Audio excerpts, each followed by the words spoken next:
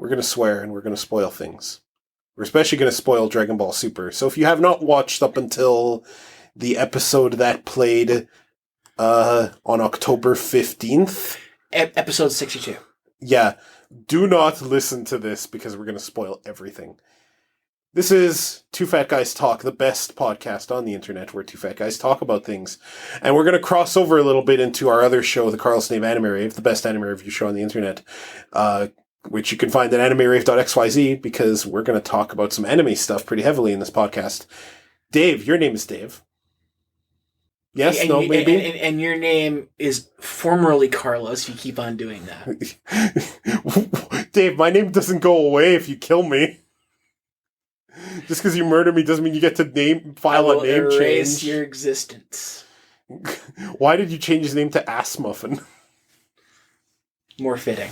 Yes, kind of erotic.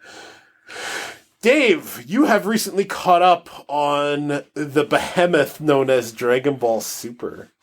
And you skipped past the Frieza arc, like I did. I read the synopsis. And the Beerus arc. And the ones that the movies covered, pretty much. Yeah. And we got to the good stuff. Because... Well, if I hadn't watched the movies already, I probably would have been more interested. Mm-hmm. And I get why they redid the movies for Dragon Ball Super. They wanted to... like most of their movies, they don't actually fit. There's something that's off, there's something that's wrong, so it doesn't fit canonically.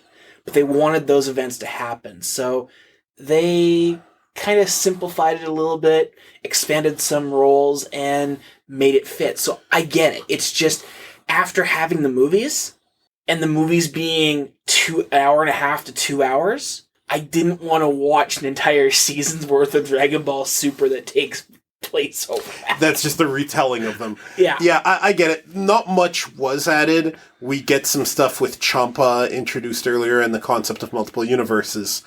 And Ginyu comes back and is summarily murdered. That's all that really happened of note. Yeah. So you're not missing too much. So let's talk a bit about Dragon Ball Super. They finished an arc, which is the Inter-Universal Tournament arc between universes 8 and 7, I believe it is. And then... The twin universes. Yes. And then there was a little filler arc involving a thing that could copy powers, that copied Vegeta's powers. And then finally, we're in the current arc, which is the Future Trunks / Goku Black arc. In which Future Trunks makes his triumphant return to Dragon Ball, a character we thought we'd never see again. Returns from his alternate timeline because of a new threat, Goku Black. I don't know if I'd say it's a triumphant return. He kind of got his ass kicked and got out by the skin of his fucking teeth. I like to talk about Dragon Ball in terms of there's a lot of overlap between shonen shows and professional wrestling, and I would argue that Trunks looked strong in defeat because he fought very well and it was against such an overwhelming opponent that he was destined to lose the fight, yet he made a good show. Actually, and you might laugh at this a little bit, I think Trunks made it worse. Oh? Well, by being such a good opponent, they're fighting Goku. I realize. What he just did is every time they go back and fight him, all they're doing is powering up another Goku. Pretty much. But should we start talking about the Inter-Universal Tournament arc first, since it came first? I guess. I mean, the good stuff is when Trunks comes back. Don't get me wrong. For sure. That arc is amazing, but I like quite a lot the about interdimensional competition was interesting just for the fact that we got to see kind of alternate versions of a very different universe. I mean, okay, Choppa. Look, or as I like to call him, Fat Beerus.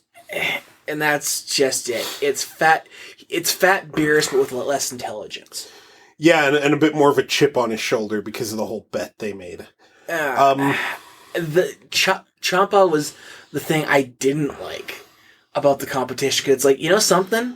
This guy actually adds nothing to this whole thing. Oh, great, we got siblings having a rivalry. Okay, let's move on to the good stuff, which is the actual contestants. The actual fighting. So, Frost, were you fooled at all by Frost's front, or did you always suspect Frost was evil? Okay, look. We've never seen a hint, other than the Dragon Ball Z Xenoverse game, that anyone of the Ice Demon race has been good. We've never had even a hint of that. So, Frost didn't fool me. It's like, okay, come on, where's the back? Oh, there's the backstab. I was hoping that he was going to be a good guy, because here's the thing. I have no doubt there are members of Frieza's race that aren't evil. Like, I have no doubt of this. And it's not just because of what we've seen in the games. It's just, it makes sense. Like, any race, unless we're talking about magical beings that are always evil because of magic, like actual demons, like, any race has reason. Even amongst Frieza's race, we have 2 distinct personalities, 3 if we can't count Chilled. 4 if we count Cooler, who is quite a bit more noble than Frieza, even though quite evil still. Mm-hmm. But I mean, if there are more Frieza's race members, by sheer statistics, there's going to be at least one of them that isn't a total prick. Granted, but their race comes across as one that if a good one popped up, they'd be killed pretty damn quick. Maybe, but at the same time, that's if that individual didn't escape somehow. Or the individual didn't start evil and got changed. One of the big themes of Dragon Ball is that Goku's such a lovable asshole that he redeems people a lot of the time, right? Like, I mean, just look at Vegeta's entire arc. He went from galactic conqueror and planet destroyer to husband and family man on Earth. And I think that's one of the big themes of Dragon Ball, and I would like to see a member of Frieza's race that is just not an evil person. Might be a cool character. It's too bad that can't happen in Universe 7. Well, it literally can't. Yeah, and all the Jedis were wiped out, Dave. All the Jedis were wiped out. Except the many, many Jedis who it turned out were not wiped out. Fair enough. I do think Frost is less evil than Frieza. Yeah, it's a little sneaky and conniving what he does. But what he does is still...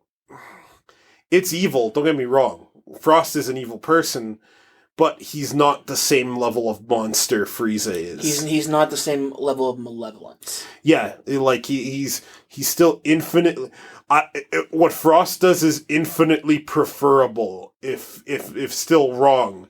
Infinitely preferable to anything Frieza or King Cold ever did. Oh, absolutely. So, that robot on the other team had no business being that powerful. He tanked a Final Flash, for Christ's sake.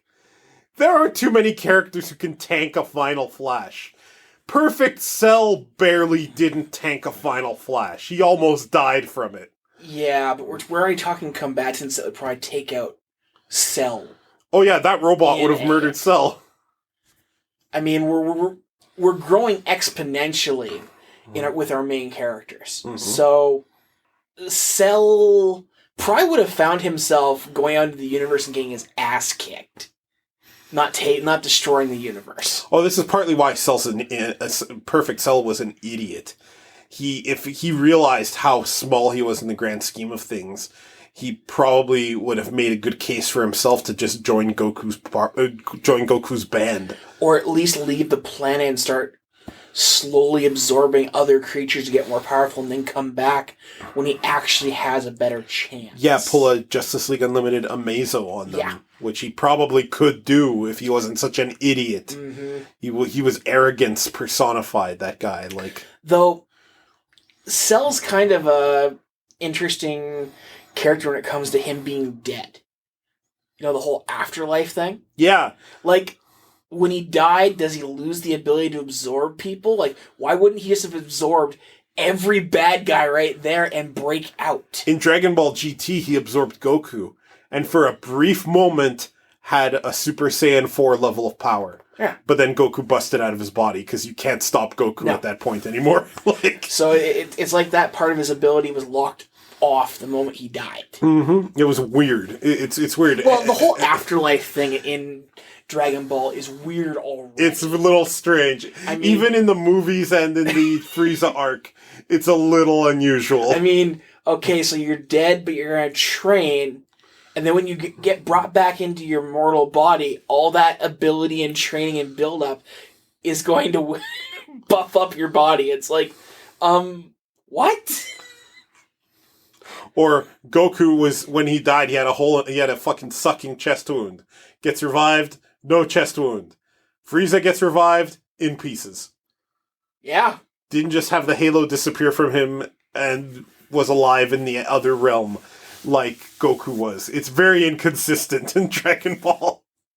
Yeah. No, that good catch. So I really liked that Vegeta got the most eliminations for his side. Mm-hmm. And I really liked that Goku lost to Hit. I think we needed to see Goku power up to his max, and it's not good enough because he's destroying himself, and Hit is better, but they have that grudging respect for one another. Because I like Goku earning respect by trying. Mm-hmm. That's a good theme, I think. Here's the thing I didn't like about that, though. I mean, ultimately, them taking Goku out so early was just so that he could fight the final guy. No, we all saw that coming the moment it happened. It's just... Let's just take out the pretense and just send Vegeta first. I do like that Hit had... It wasn't that Hit was so much stronger, it's just that he had a broken power. Mm-hmm.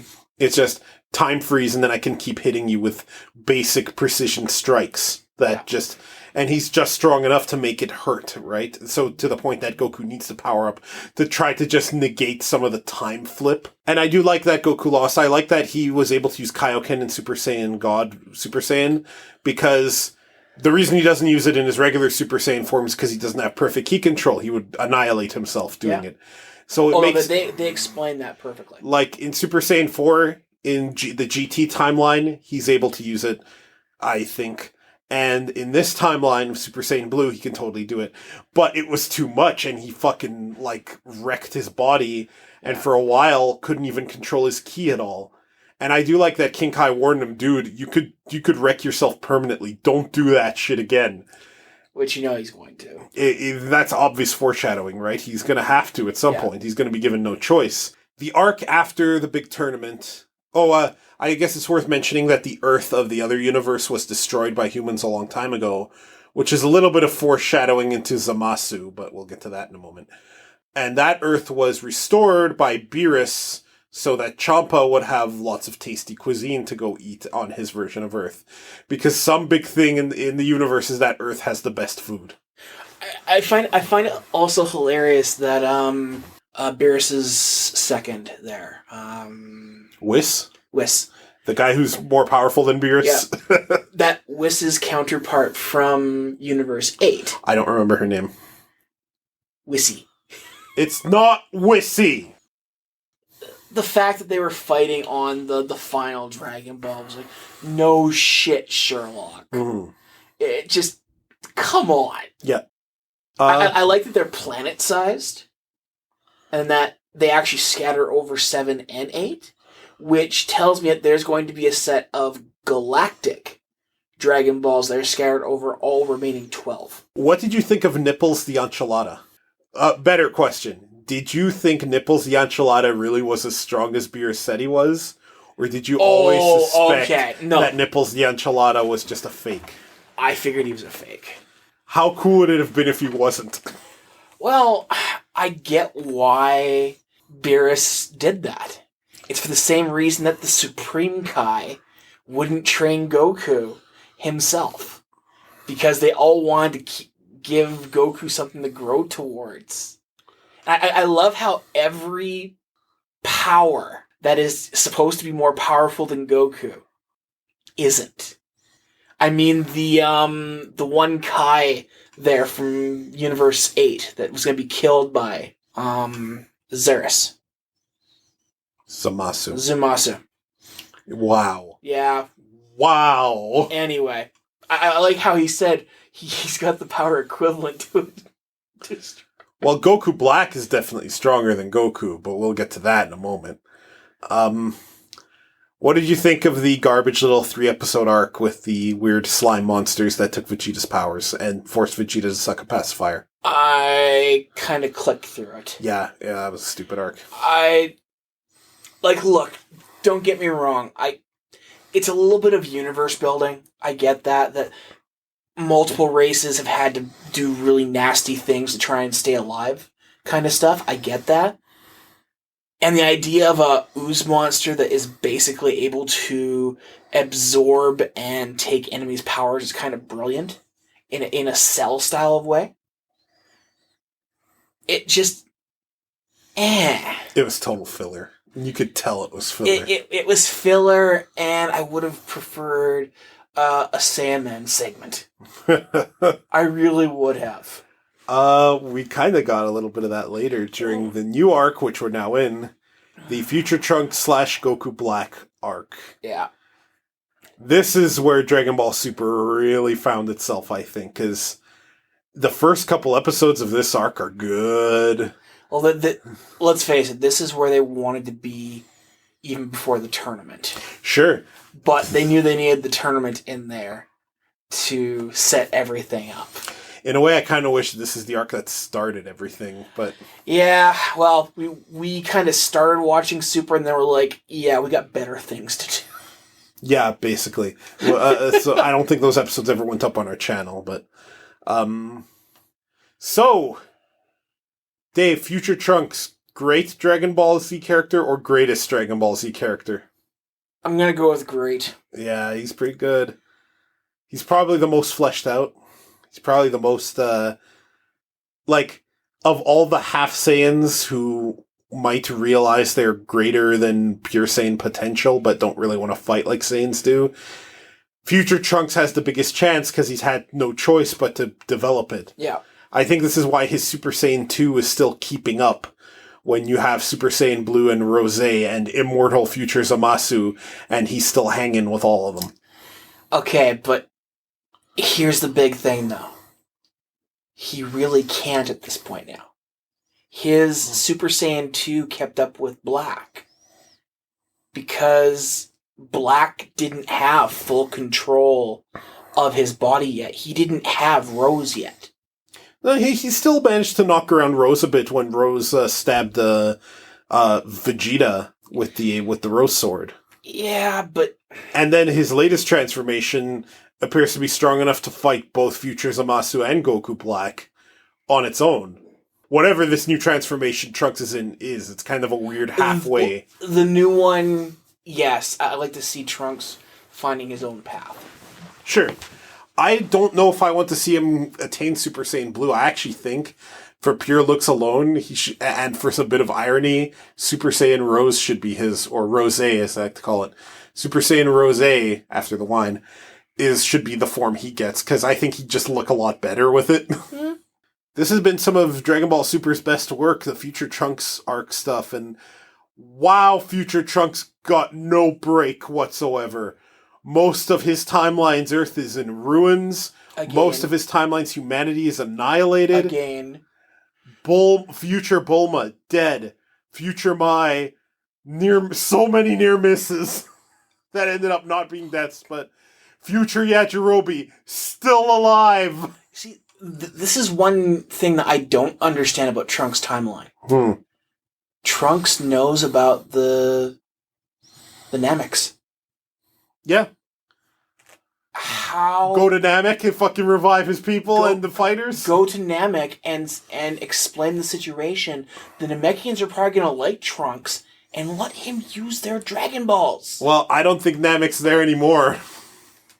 Because Goku Black and Future Zamasu have talked about how they've destroyed humans in that reality. And we need to draw a distinction that the show is making a distinction between humans and Earthlings, where Earthlings are the humans on Earth, and humans are like humanoid Yeah. species, right? Like they showed an example of humans being a humanoid lizard species. So yeah, Saiyans count as part of this. So now it's way too late because Earth is the last holdout in that timeline, which is unfortunate that we got that through exposition instead of seeing Black and Zamasu annihilate a universe, which would have been way more badass. Have they said that it's the last holdout? Yeah, it's the last holdout. They have annihilated, in the future timeline, they have not only annihilated the rest of humanity, quote unquote, they've also killed all the Grand Kais of the various universes to destroy all the gods of destruction. Because the god of destruction's life is tied to the Supreme Kai. If the Supreme Kai dies, the god of destruction dies. They told that to Goku, and Beerus was like, why did you tell him that? Okay, but I think you just glossed over the solution here. It wasn't the Supreme Kai. It was the Kai who, like, his master. If there's nobody to fill that spot, if you kill the last one, the god of destruction dies. No, the god of destruction dies, period, when that Supreme Kai dies. I believe they gotta pass it on before that happens. Yes, and that is the whole point here. That his master was the Supreme Kai of Universe 8. No, his master, Gowasu, or whatever his name was the Supreme Kai of a different universe within that timeline. It was like Universe 10 or something. Oh, right, 10 or 11. Yeah. Yeah, so each one has a Supreme Kai. And in the future timeline, which has its own set of universes, Future Zamasu and Goku Black, which is actually the present Zamasu from a different timeline that was altered because Future Trunks came back, which makes it like the second time Future Trunks has saved Goku's life by proxy. Okay. Went and killed every Supreme Kai in every universe in the future timeline, thus removing all obstacles. Except for one. Well, him. But which means there's still a god of destruction out there, alive from Universe 11. Unless the god of destruction died, because here's the thing, gods of destruction, there's been no hint that they're immortal. They could have been killed. That is true. However, they've set the rule that it's yin and yang. One of them gets destroyed, the other gets destroyed. Mm-hmm. So, if he basically became the Supreme Kai of 10 or 11, whichever one it was that they went to. Mm-hmm. Okay? That means he still has his god of destruction from his universe. Perhaps, maybe. I'm pretty sure the whole reason they told us that is that they're going to have to go to Universe 10 or 11, whichever one it is, and take out that god of destruction to kill him to get around the immortality. Maybe. You're right. It's either going to be that, or it's going to be by them fusing. He loses his immortality. Maybe. One of those two. They told us that for a very specific reason. You're right. And they can't just go kill that god of destruction. They're linked. So unless they sealed that god of destruction somehow. Yeah, by Mafuba. And how funny is it that this original Dragon Ball concept is coming back as a means to try to stop the immortal Future Zamasu? The way to seal him away is popping back up. Yeah. Are you fucking... It's not going to work. No. It's not going to work. Of course it's not going to work, but how brilliant is it that they're actually referencing classic Dragon Ball? It's a little funny. Hey, I'm a little miffed that Tien and Yamcha haven't been around this arc because they were buddies with Future Trunks too. If I was Tien or Yamcha or Chiaotzu, and nobody told me Future Trunks came back for a while, I'd be pissed because I'd want to say hi to that guy. They were comrades in arms. They were allies. They totally want to see... Tien hasn't been around, but Chiaotzu has. Chiaotzu? Yeah. You sure about that? Yes. Okay, fine, but then where's Tien and Yamcha? I'm going to let you onto a little secret here. Huh? Who cares? Fuck you. Until... Tien and Yamcha are the backbone of Dragon Ball. Until Bulma comes up with the gene splicing technology to turn them into part Saiyans. Go away. Fuck you. Senselessly. I mean... Fuck you in the ass, in the mouth. They did the important things with Trunks as far as coming back and seeing how things have changed. He met Krillin in 18, which I loved him meeting 18. Yeah. So I heard you killed me in the future. That's pretty cool.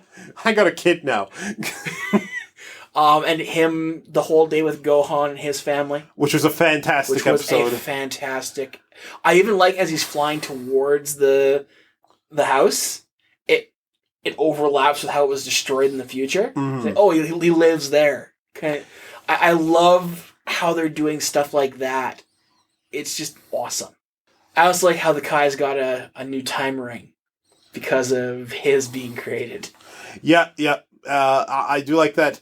I like that in this complex multiple timelines situation, it's benefiting the enemies. And once again, because Future Trunks inadvertently created Cell, a perfect Cell based off a different timeline, he also inadvertently kind of created the means for Goku Black to go across timelines. And this is a big key with Future Trunks, in a way really smart. For a show that's often really dumb and very inconsistent with how strong characters are and has really silly scenes interspersed with the really good ones, like we'll get a great Future Trunks scene and then a scene with Emperor Pilaf, who's relevant again, trying to get Little Mai to hit on Big Trunks. You know, we'll get shit like that. Or boob jokes, which are very unfortunately common in Dragon Ball. I must admit, I didn't like the whole Pilaf stuff from the movies. Kind of thing. He's kind of okay now. But I kind of like how they've integrated him in with everything. Sure. And I like Mai with young Trunks. Sure. Even though she's like 50. As kind of creep. Oh, she's more than that. Oh, well, yeah, way more. Whatever. She was an old woman when they made that wish. I'm a Pinecest shipper, Dave. I'm not too creeped out by this shit. Yeah. But they're doing a much better job with Dragon Ball this time around than they were with Z.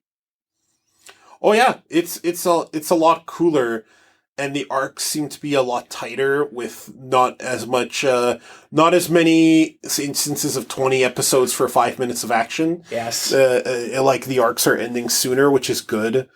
I do, however, want my dubbing. I want my proper Dragon Ball Z voices. Well, since we didn't put up the animators we did, and we're probably not going to, let's talk a bit about Japanese versus English Dragon Ball voices. I'll start because I have them in mind. I'm not a big fan of Goku's Japanese voice, and I never have been. And by proxy, I'm also not a big fan of Gohan's or Goten's because the same woman whose name I completely forget does all their voices. However, that voice actor, she is such a good Goku Black that I am shocked how good she is as Goku Black. Her Goku Black is so sinister and so believably just menacing as shit, and captures the Zamasu tone perfectly. I really like that scene where Zamasu in the alternate timeline wished for Goku's body, so he had to act like Goku in his own voice for a little bit, which is fine. That's cool. I like when they do that in animation. Vegeta's very suave, and I think there's good qualities about both the Japanese and English versions of Vegeta. Bulma, I think there's good qualities about both as well. King Kai in Japanese is garbage, absolute garbage. And in English is also garbage, but just way better still, because he's not the Japanese King Kai. Beerus, I really like Beerus' suave Japanese voice, I have to admit, and Weiss as well. Zamasu, we have not heard a dub voice for yet, nor the other tournament competitors like Hit or Frost and the robot. So there's no comparison we could make there, but... Mm-hmm. And I'm interested in knowing how they're going to dub Goku Black. If they're just going to have Sean Chamel do Goku Black, or they're going to get another voice actor. I'd say for Goku Black, they should probably get a different voice actor. Mm-hmm. Get somebody who can kind of mimic Goku, but have that evil, suave style sound to it. It's just... I'm okay watching the sub, But in the back of my mind is translating it and hearing it in the proper voice. You're hearing Mega Man Piccolo voice. is... I don't like Piccolo's Japanese voice. I don't. I think it's a good voice, but I like the English voice way better. And that's just it, is most of these voices, with the exception of Goku's family, minus Chi-Chi. Minus Chi-Chi. Oh, and but including King Kai. That's a terrible voice. Yeah, but it's mainly Goku's family that is... I can't stand it. It's like, shut up, no, okay, inner voice, translate. No, give me Goku's voice. Yeah, I know. It's just... and yeah, Japanese King Kai. I like King Kai's English voice because of how King Kai's personality is. But... yeah, the Japanese voice just sucks. Yeah, King Kai in Japanese is garbage. Oh, and awful. What is his name? What's his name, Dave? The metallic helper that the bug guy that helped train Goku with King Kai. What the hell are you talking about? King Kai has two people on his planet with him. The monkey and the bug thing. You called him metallic. Metallic colored. Well, that is a very different sentence, Dave. You're talking about Gregory. Thank you. Gregory's Japanese voice is just as bad as King Kai's. They're pretty bad. You know whose Japanese voice I do like? I do like Future Trunks. It's okay. I think it's actually a bit better than English Future Trunks, though I still think English Future Trunks is just fine. Mr. Satan's Japanese voice is pretty bad too. It's okay, but English Mr. Satan just knocks it out of the park. That guy has fun with that role. I find the Japanese one just grating. It's like, you don't hold a candle to the English one. I'm okay with... If I never heard English Mr. Satan, I wouldn't give a damn about Japanese one. But English Mr. Satan just nails it. Dragon Ball Z Kai improved on some aspects. Like, Vegeta's voice was not very... He got better, but it didn't start good. And I'm talking about, like, the original dub for Dragon Ball Z, I liked the arrogant Vegeta voice he had. He had kind of a higher-pitched arrogance to him. You're talking the Saiyan arc versus the Frieza arc. And then later in the Frieza arc, he got what would become his regular voice. Yeah. And that person, very gravelly and rough, but over time they got better. In fact, I think in the movie Resurrection of F, the Frieza revival movie, that's when you listen to Vegeta and you realize just how far he's come. Yeah. Because even though it sounds like Vegeta always has, he is just so good. Like, the line where he's like, I've been a Super Saiyan for years, Frieza. He's natural at it now. Yeah. So, English Vegeta I like, but Japanese Vegeta is so suave, though. He's so suave. They're both really good, I think. I think Bulma's voice in Japanese is top notch. Mm-hmm. I don't mind it at all. Mm-hmm, mm-hmm. In fact, I almost say that's one of the few voices I like better than the English one. Mm-hmm. Mainly because she sounds more womanly.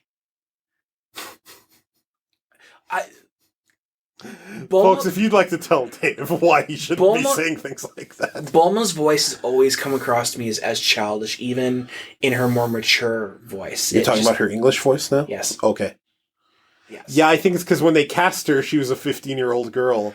And they just kind of stuck with that. I know, but her voice has never... It's always been the same voice actor, and they've never changed the tone. So it always feels like you're listening to a 15-year-old talk. Whereas most of them at least have changed a little bit in that regard. I like the Japanese voice actor better for that. Sure. In Dragon Ball Z Kai, I was going somewhere with that old Vegeta one, and that's original Dragon Ball Z Gohan garbage voice, the English voice. I hated him. He sounded As a kid? so rough. Yeah, Kid and Teen Gohan. Dragon Ball Z Kai gives Teen Gohan a much, much improved voice. Especially when he's Super Saiyan 2 and threatening Cell. There is so much more emotion and menace to it than the flat, lifeless performance that came out of the original Gohan voice in English. I gotta say, I never really saw that. I don't mind the Kid Gohan voice, but I do like his high school Saiyaman. Oh, sure. Voice in English. Oh, yeah, and then that's fine. I'm talking about his kid and teen voice. One day, watch the 48 episodes of the Gohan versus Cell fight originally, and then watch the, 6 episodes of it in Dragon Ball Z Kai, and you'll see the difference. You'll spot the difference. You'll hear it right away. Krillin, I like better in English. I always have. He sounds a little too much like a joke in Japanese. He sounds like a person in English, which I approve of. Yeah. Yamcha and Tien's Japanese voices are fine, and their English voices are fine. I really like Yamcha's original English voice, the one he had for the original Dragon Ball dub, and for the first 10 episode one. Because at the time, he was cast as this badass desert warrior, and, they didn't realize that, Akira Toriyama's just going to throw this guy in the gutter so many times, so when they redubbed him later, he had just a normal dude bro voice, right? Yeah. Just too bad, but I really like the original Yamcha voice quite a lot, the English voice. His Japanese voice is fine, though. No real complaint. They put a lot of work into the first 10 episodes of Dragon Ball for that, and then they kind of just, okay, we're changing teams. They have to have Sean Shamel beat Goku Black, because Goku Black is Goku. It's Goku's body. So it'll be a little weird if they cast a different voice actor. Because he is Goku. So, I mean... He is, but as... Have we heard Sean Shamel do an evil voice ever? I'd have to hit his IMDb page to be able to tell that. In fact, let's just do that. We have the technology. We have the technology. We can rebuild this. And I'm just going to cheat here and go Dragon Ball. I can tell you how to spell his name. Don't need to. Dragon Ball. Dragon Ball.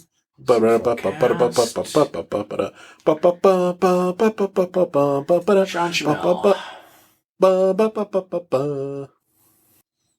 He was Mega Man, right? Hang on. Wait. He did a voice for Sleepover / Gift of the Card from Star vs. the Forces of Evil? Oh, who was he? What? Oh, shit. Was he the board game? Hang on. It just says additional voices voice. He had to have done the board game. That was the only other voice. The game. Truth or Destruction. There's like a dozen people here that are listed as additional voices voice to those 2 episodes.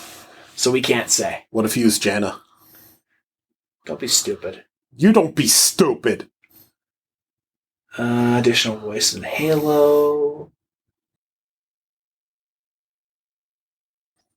Dave, in the time it's taken for you to find this evil voice, I've gathered the Dragon Balls and wished for you to hurry the fuck up. For those of you who can't see, Dave's flipping me the bird, and I'm grabbing my cock. He voiced Horus for Skullgirls. Who is Horus again? Was he one of the members of the unit Peacock was in? I don't know. Or was he one of Peacock's minions? Okay, we're wasting too much time on this. Let's switch topics. So, Dave, I suggest we switch to another topic. This last week, Nintendo unveiled the NX. We learned that the NX is a code name. It's actually called the Nintendo Switch. It is a hybrid, portable, and television console. Yes. Here to tell us more about the Switch is Dave. Dave, my suggestion, let me know if you agree to this or not, is that you start with the good, then I'll mention the good, and then we'll get to the giant mountain of bad. Okay, so let's go with the good. Yes. We finally have the first details on a system that's coming out in less than 6 months. Yes.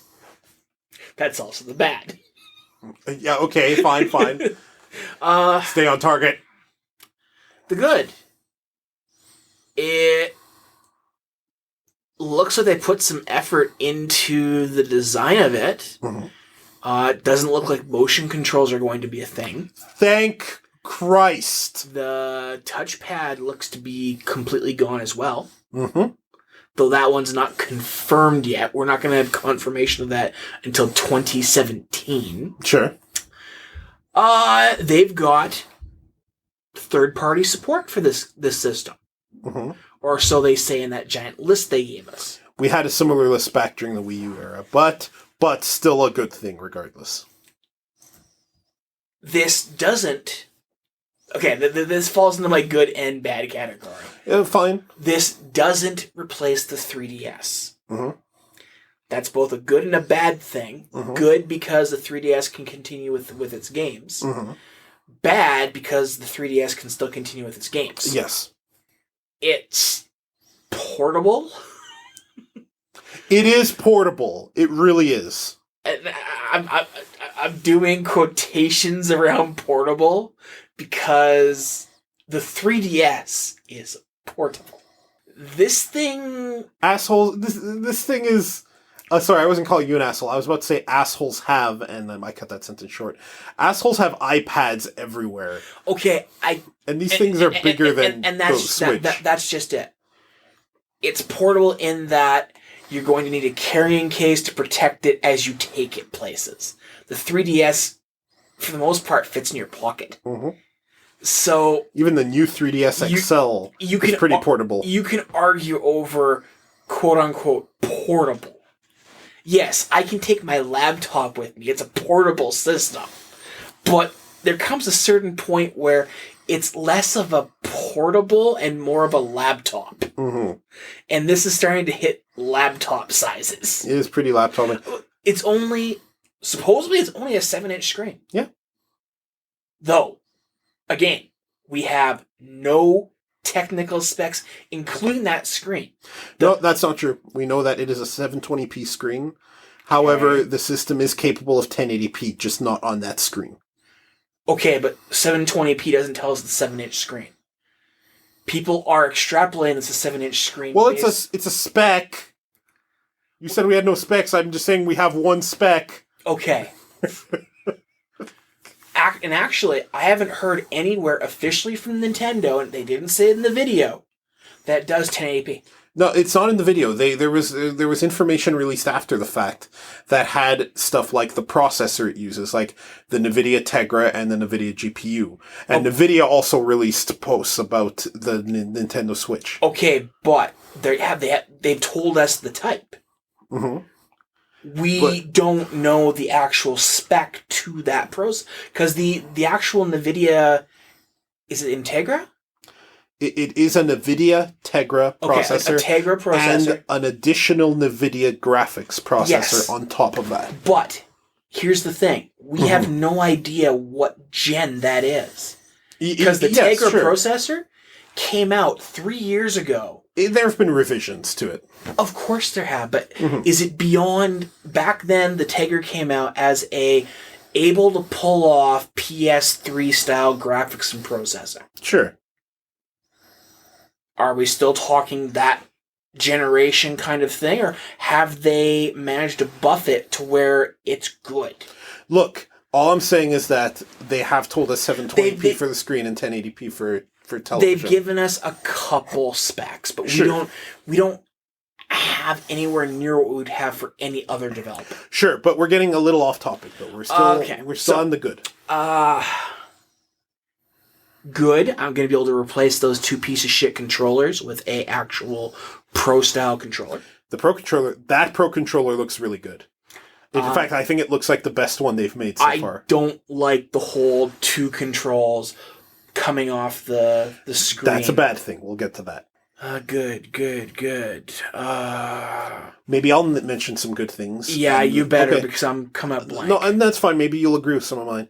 I do agree with a bunch of yours, and that it looks like they put a lot of thought into the design, although Nintendo tends to put thought into the design. It's just, I don't always agree with their thought process. Yep. It looks like a lot of the system architecture, like what NVIDIA has posted, it looks like NVIDIA put a lot of work into this. Yeah. And that's promising because it tells me that they're engineering something specifically for gaming. And that's one of the reasons why, despite being less powerful than PCs, consoles have always kept up and sometimes had the superior libraries because they are dedicated gaming systems that can be pushed well beyond their supposed limits, right? Yeah.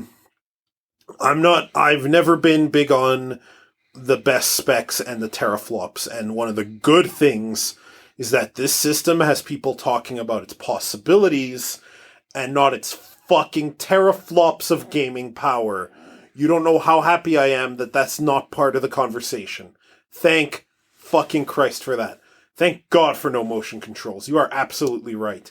I have played 3 games that I have liked using Wii motion controls for, and all 3 of them had either the word Galaxy or WarioWare in its title.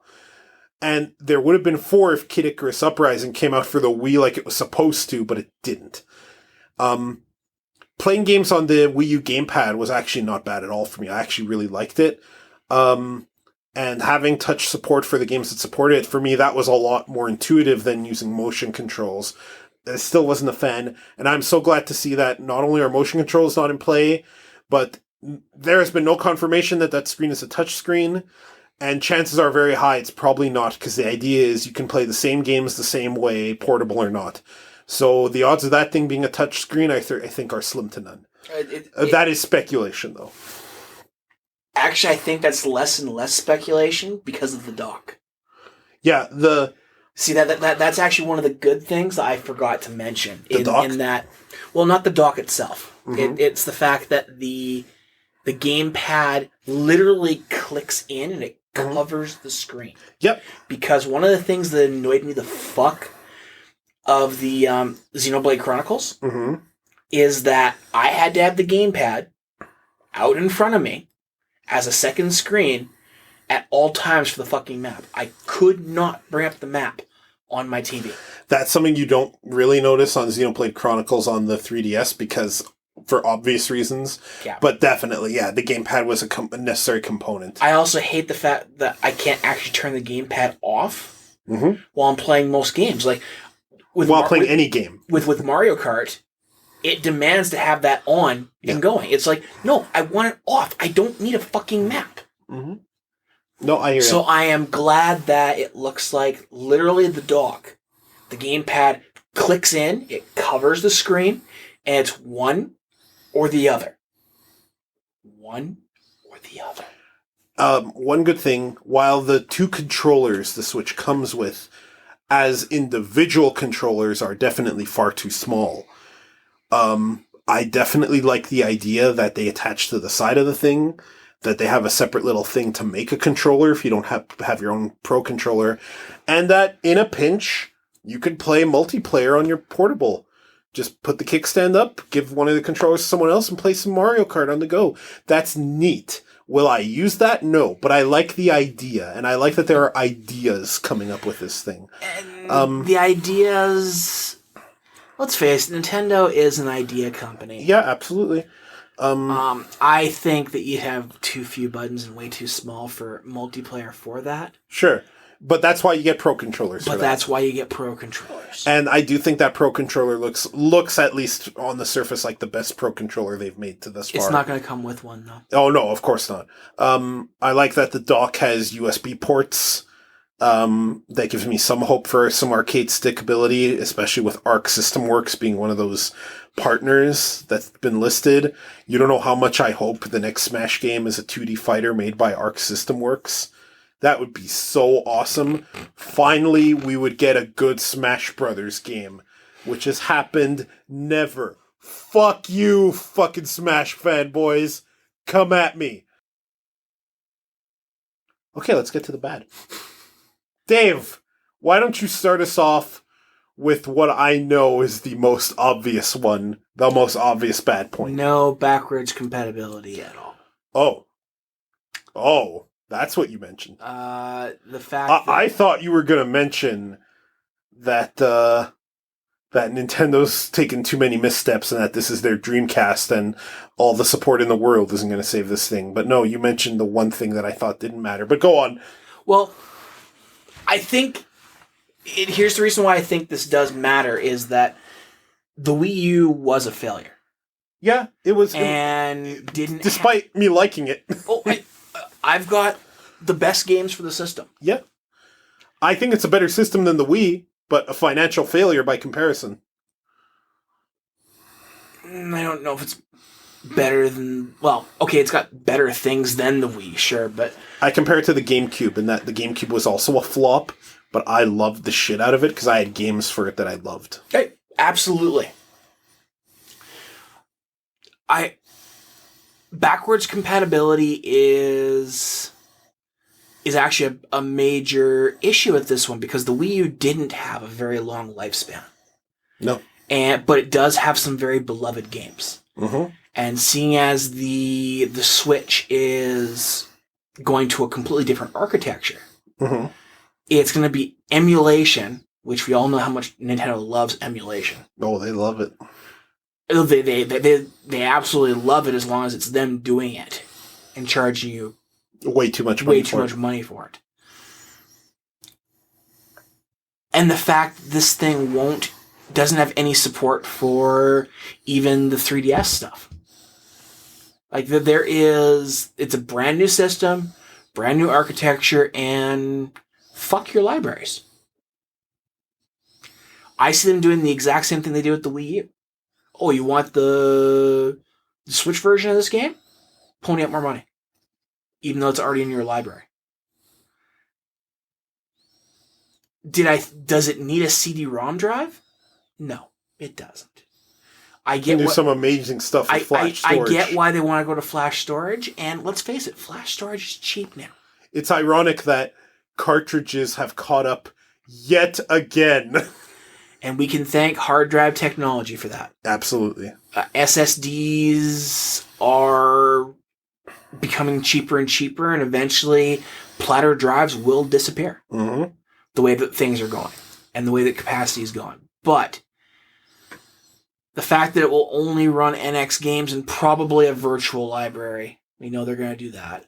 We have no details as far as how much system storage. We do. That was one of the things they listed. 32 gigabytes of onboard storage. I missed that, and fuck Nintendo. Are you fucking kidding me? 32 gig? Yeah.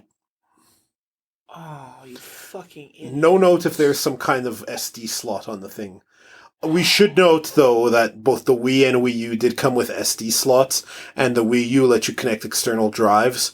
It is not infeasible to think that through the dock you could connect external storage, in addition for games, and it's not unfeasible to think that on the unit itself it could have SD slots for storage. Because Nintendo loves their SD slots for their systems. 3DS has it too. Yeah, but here's the problem with that, though. SD cards only go so high. They go pretty high. And they're getting higher all the time. 128 gigs, the highest I've seen for an SD card. That's plenty of room. It really isn't when you look at... Like, I had to add a hard drive to my Wii U pretty damn quick because just to have the patches installed for the games I've got. A hard drive attachment doesn't work on a portable hybrid. It could work attached to the dock, though. But how does that help you for gaming on the go?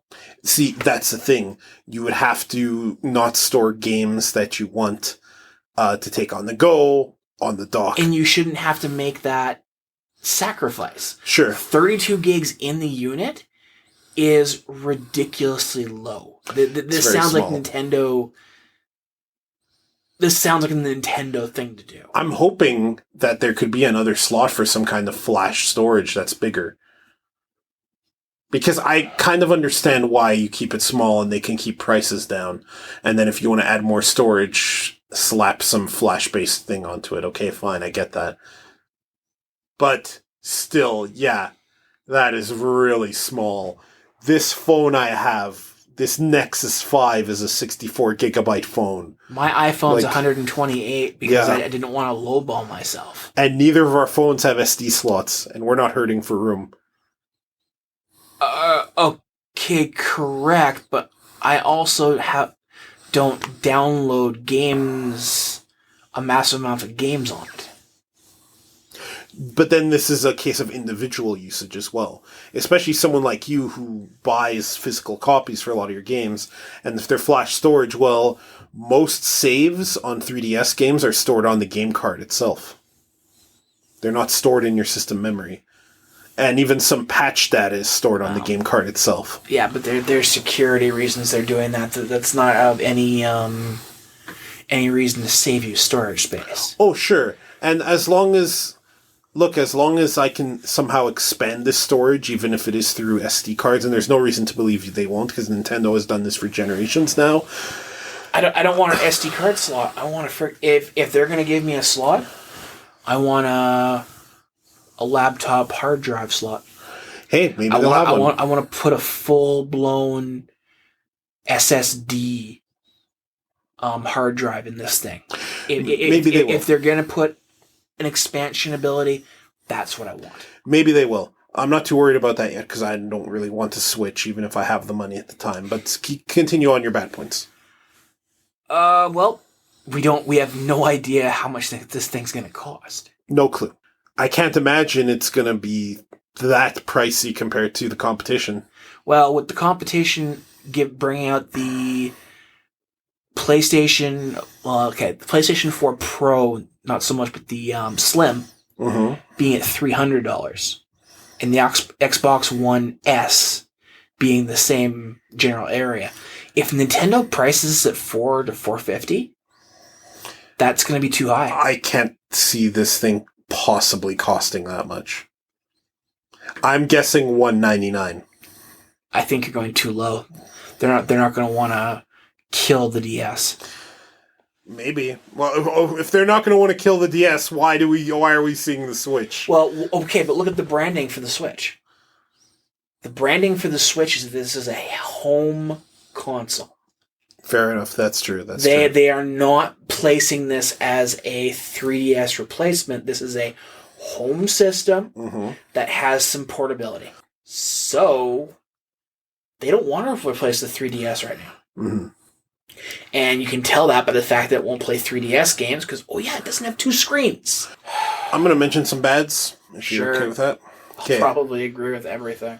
So one of the bads is, like I mentioned, it's kind of, this seems like a last gasp, like a Dreamcast. And I wouldn't be shocked if in a few years we're talking about how the awesome games the Switch had, that still were not enough to save Nintendo from going into game making. And at the same time, we're going to be so relieved that's finally what happened, because that's what we wanted to happen forever and ever. However, look, it's a cool piece of tech. But even if I had the money to burn when it came out, I don't know if I want one. Not at this point. That may change. I tend to have a soft spot for new Marios because I do like Mario games. And I definitely like the tech behind the system. Nintendo has really lost a lot of goodwill with me in the last year. And it's not just the terribly regressive and antisocial and anti-feminist things they've done. And they've done a lot. There's the whole Allison Rapp situation. There's the whole Gamergate joke in that Paper Mario game. There's the whole nonsense about male-only Link. Those are awful, awful things that they've done. And that's not even counting that they left the Wii U out to dry. That they just left it hanging there for all its installed base. They basically said, fuck you, we're not even touching this anymore. That's not even touching the fact that for as much as I'm harping on Sony and Microsoft for doing 0.5s of their system, Nintendo started that trend long before either of them did, and well before the new 3DS even, which ironically I own one of. I still don't, and you know what ultimately the Wii U was? It was Nintendo's Vita. It was Nintendo's Vita, or even their Project Scorpio, kind of. But I mean, and how long after the Switch comes out are we going to see the Switch Mini or the new Switch? Like, I mean, Nintendo has, and maybe I could forgive all of that if Nintendo games were still distinct, unique, and amazing. And here's the thing. I've been gaming since the early 80s. I have been gaming since most Nintendo fanboys who may listen to this and hate me for saying this have been alive. And that's something I paraphrase from you, because I love when you told that one guy on an online forum that you've been watching anime longer than he's been alive. That was an awesome saying. My first Nintendo system was a Popeye tabletop Game & Watch unit, which I recently cleaned up and I'm trying to sell. That Game & Watch unit has more meaningful, deep gameplay than some modern Nintendo games, and I'm not even joking. There is nothing I get from Nintendo that I can't get somewhere else today.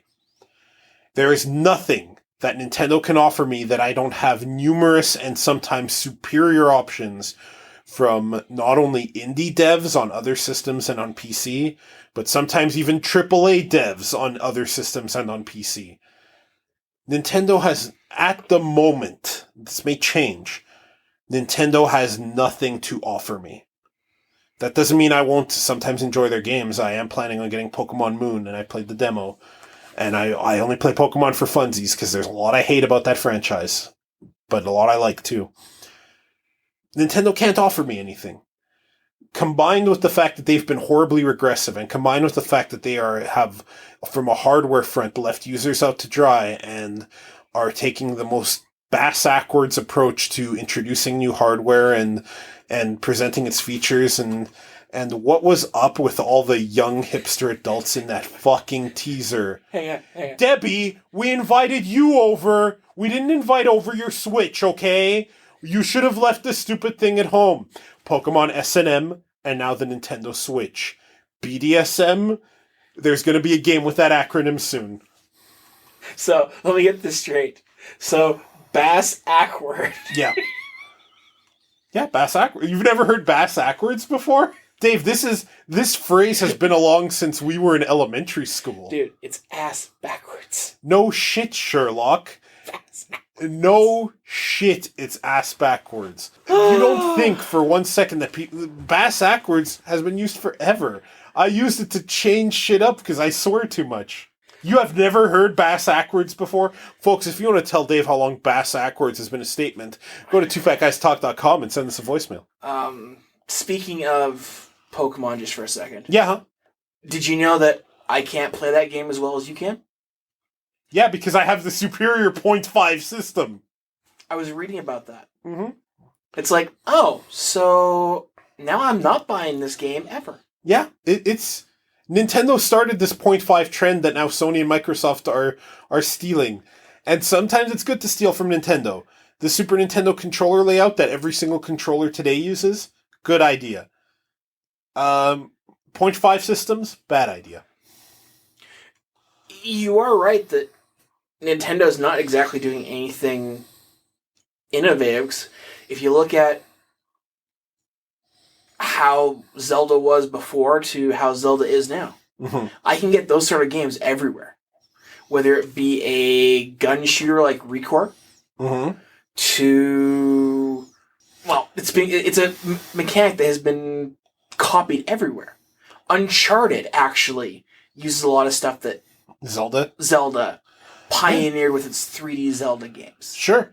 If like Shovel Knight itself has loads of Nintendo-esque elements, any Way Forward game, the Shantaes. Yeah. There are so many indie games coming out or that have been released that rival or surpass Nintendo's efforts. Arguably, Bastion's a better 2D Zelda than most 2D Zeldas. I mean, ultimately, Nintendo paved the way for everything else to be better. Sure. So other than having their Nintendo characters and us still liking games based off of them, like, I will pick up the new Zelda. Mm-hmm. But I'm not getting a Switch for it. Look, I want Nintendo to succeed. I'm the guy who talks about Nintendo winning E3 repeatedly. And Even though you're wrong. At least I did until the last one. I'm the guy who hates talk about teraflops, who hates when people are like, what, it's only 720p? I can't look at this garbage. When they would fail any scientific test to see if they could tell the difference in a double-blind setting. Every time. I'm the guy who hates talk of teraflops and wants talk of games. And Nintendo used to be the company that could deliver that to me. They have not been for a long time. And I'm not even joking. Every 2D Mario released after Yoshi's Island has been mediocre at best. The best one since Yoshi's Island has been Super Luigi U, and you have to rush through that game because of its very mechanic. And that's 2D Mario. 3D Mario's... I haven't liked too many of the 3D Marios other than the Galaxies and the 3D World, to be honest with you, because I'm not a big Treasure Hunt fan. I heard 3D Land was fine. 3D World came out by the time I was interested, and I have that game. So, I think you have 3D World. 3D World is one with cats, cat suits. Yeah, and Peach is playable, and so is Rosalina. Yes. Yeah. Though that game is great, but I mean, people are like, Mario games are always awesome. No, they're not always awesome. Hell, there's stuff about Mario 3 that's overrated, and it's widely seen as the best game ever made. Probably deservedly so. So, I mean, Nintendo is not the be-all, end-all of gaming. And for a long time now, I don't think they've even been great. I think they've been surpassed in a lot of ways by a lot of other titles. There's a lot of... part of the reason I love the Gears of War games and why I will make time to play them when they come out, and I happen to have a system that can play one, which is not the case right now, is because when I play Gears of War, not only do I like the setting and the dialogue and the characters, but there's a lot about Gears of War that remind me of Nintendo games. There's a lot of super solid, really tight design in Gears of War. There's a lot of thought to enemy placement, cover placement, and the tools you have on hand, and the creative ways you can tackle challenges in that game. There's a lot about Gears of War that make me think that if Nintendo was a slightly different company, they could have released a generation or two ago. Honestly, honest to God. There's so many games that are not Nintendo games that have learned Nintendo's lessons. And this is kind of like a George Lucas situation with me. I love what George Lucas created. I love what he started. And I'm so glad he's not involved in Star Wars anymore. You don't know how fucking glad I am that he's not involved in Star Wars after seeing the amazing Force Awakens and the cool trailers for Rogue One. And I'm so glad that I'm grateful, eternally grateful for his imagination, and I want him nowhere near it. I'm eternally grateful for what Nintendo's given me. And I cannot wait until they are taught a harsh financial lesson that I think should have happened generations ago now. Kind of how I feel about Konami. Why is Konami on their list of third parties? Probably because they're going to release probably for the Virtual Console Castlevania games. We can only hope there's a new 2D Castlevania coming.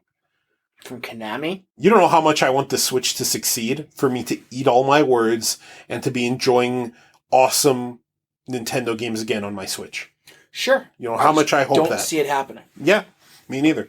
There is one thing I do like that Nintendo is kind of setting up for this. Go. Nintendo doesn't give two shits about putting Call of Duty or Medal of Honor or Battlefield on the Switch. Mm-hmm. They want their own unique games. And also Skyrim. You know something? Skyrim's not even confirmed for it. I know, but they made a point of getting Bethesda to do a demo for them. Mm-hmm. But I'm surprised it didn't break immediately. 20 takes, that was the best one. But if Nintendo can go back to having literally unique games that isn't everywhere else... Mm-hmm. Maybe it'll work. Yeah, that's what's kept the 3DS going. This is what they need for the Switch to succeed. What do you think of the look of the Switch? I really like the look and the color, but what do you think? Well, seeing as I'll probably never actually use it for its portability, Here's the thing. Anybody who's like, oh, it looks so amazing, everything else, how often do you look at your fucking console once it's plugged in and sitting on a shelf? I used to look at my consoles all the time. I used to want them to be showpieces. Nowadays, I just want them out of the way. So that's a good point. I mean, with the way that I've got things set up here, I can't even see my consoles. Yeah. And to play most of my games, I don't even have to get up and do anything. I do care how my portables look, though. And this is a portable hybrid. I know, but I think there's a lot more room for personalization in portables. I am talking to a guy who has a Nintendo 3DS, a Zelda 3DS. Well, I held out for an awesome looking one that came with the game. I mean, that's kind of what pisses me off. If I want to get a new 3DS, I gotta give it up in how it looks. Yep, which is so bad. But it also, the fact that I got that one means that I can still sell it for a good price. This is why I wish there were interchangeable faceplates made for these that were interchangeable across the generations. Well, and there are still system skins that you can get. I actually spent the $4 to order a red back for my gray new 3DS. Yeah. Which you can order direct from Nintendo, just a replacement cover for the back. I just snapped it in, so now I have a two-tone one that's unique because they don't sell it that way. Yeah. No, I will admit I've actually looked at getting a skin for my PS4 that turns into a wood grain. Ah, the wood grain skin. I know exactly the one you're talking about. Yeah, but what stopped me is I'm like, it's $10 plus shipping. But does it matter? It really doesn't. It really doesn't. These set-top boxes and stuff. I mean, my Wii U... my Wii U sits down there and I never really have to go to it because I'm usually playing one game at a time on the system. It just... Other than being a dust cover, system skins don't really make too much sense anymore. I do think it kind of matters for the Switch, though, because partly because it's a portable hybrid, and partly because it has a dock, and the way that looks and the way it's supposed to stand up, there is a visual concern there for where you put it. Is it out of the way? Does it look pleasing to the eye? Is it an eyesore? You know, that kind of deal. Well, and I think they went with a good color. The dark gray is kind of neutral compared to a lot of things, right? And there's actually another problem with the Switch. Well, you're not going to be able to put that dock on a middle shelf for most systems. Because you won't be able to get the actual Switch into it. It's not like a front-loading dock. It's a top-loading dock.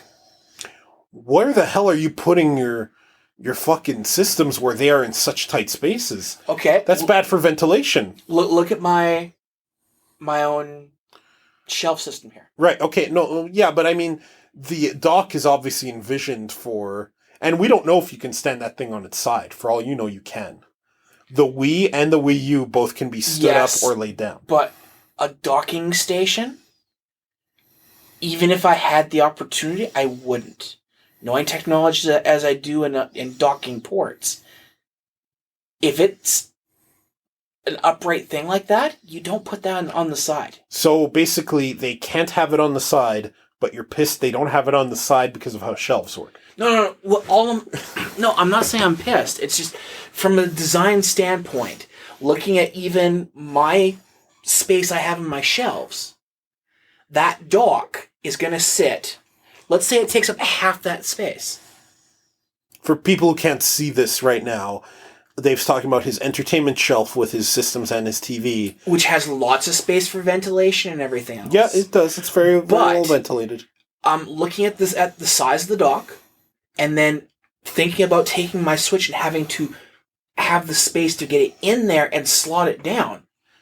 I don't think my shelving unit actually has enough space for those two things to happen. I definitely see your concern, but I think it does have enough space because I don't think you need to get a lot of height. The way the Switch sits flush with the thing tells me you don't have to have a lot of height. That slot is open from the side because the thing comes out the sides of the dock, which means you should be able to just slide it in without a lot of height and just slip it in. Maybe. And B, even if you can't, I mean, this is a case where the top-loading method makes sense. And to me, that means someone who's going to get to Switch must consider that and consider where they're going to put it and have appropriate space for it. Let me counter that. Go ahead. I think it would have been really cool from an aesthetic sort of thing if you had to put it in like a classic cartridge. Yeah, but here's the thing about that. Let me counter your counter with another counter and say that side-loader cartridge systems are prone for dust collecting, failed connections, and blowing. And top loaders are way better and have better dust covers and generally were far more reliable. My counter to that... Your counter to my counter to your counter. Yes. Is that there is no dust cover stuff going on here. It is literally a U-shaped dock that you put it in and drop it onto the connector. Mm-hmm. My counter... Which... Sorry, go on. No matter what you do, whether it was side loading or top loading, you're going to get some dust in there, but at least if it was side, not as much dust would get right into the pins. Now, my counter to your counter to my counter to your counter to the counter is that, yes, when we're talking about the Switch, that's the case. When we're talking about classic cartridge systems... No, I'm not. Even the Famicom was a top loader. And the NES, one of the bad things about it compared to the Famicom, and there aren't too many because the NES was for the most part the superior system, is that it was a side loader with a weird mechanism. And every cartridge system after Worth Its Slot, other than portables for obvious reasons, had a top loader. Yeah. With and that's what most people remember. They remember plugging onto the top of a Genesis or Mega Drive, or a Super Nintendo, or a Nintendo 64. Absolutely. Or a Famicom, or an NES Model 2, which had a top loader. Absolutely, but again, your counter to my counter to your counter to my counter to yours. Oh my god. Yeah. You're talking about a shielding system that shields your connectors from getting dust in them, where I'm not seeing that. Oh yeah, it's not on the Switch. But for reasons you stated earlier, before the counter to the counter to the counter. I just think it would have been cool as with a dock, like a laptop docking station, if you actually slotted it in like a cartridge, like just straight in. So your dock is sitting level, and you just click. I'm not talking click in, top it down, like that sort of thing. It just slotted in. I think it would have been cool if the dock was bigger and was like a giant cartridge or tape deck that you slide the system in and it eats up and closes just like a tape deck, but like a giant, like imagine those backup tape drives for servers, but enormous and prone to failure. Counter to the counter. To the counter, to the counter, to the counter. That's enough of that. Okay. So, thanks for listening to episode, I don't remember. We are Two Fat Guys Talk, twofatguystalk.com, the best podcast on the internet where two fat assholes talk about nothing particular. And the first half of our show, we talked about an anime. We have another show called the Carlos Nave Anime Rave, the best anime review show on the internet. And those are video reviews where we show clips of what we're watching and we talk about them and we review the things in question. You can get to that with a new shorter URL, animerave.xyz. What are your give me a Jerry Springer final thought. Video games are stupid. They really are.